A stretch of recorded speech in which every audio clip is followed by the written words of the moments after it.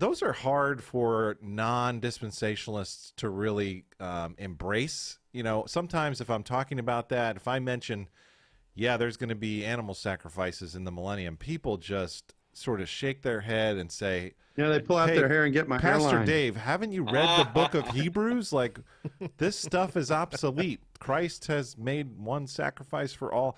How would you answer some of those harder questions that sometimes the dispensationalists Well, have I to answer it feel? in two ways. First, there are some dispensationalists who don't think that those will be reestablished.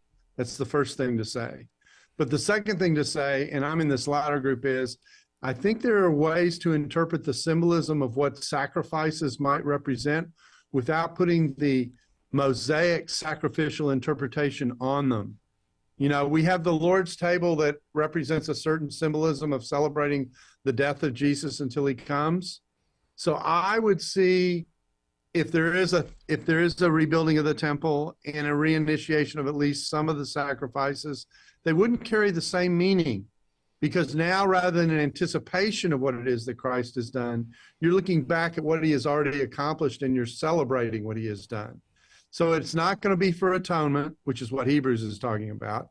Okay, it's not going to be for that kind of a reason. It's going to be a celebration. It's going to be what we anticipate when we take the Lord's table together. We do this until he comes.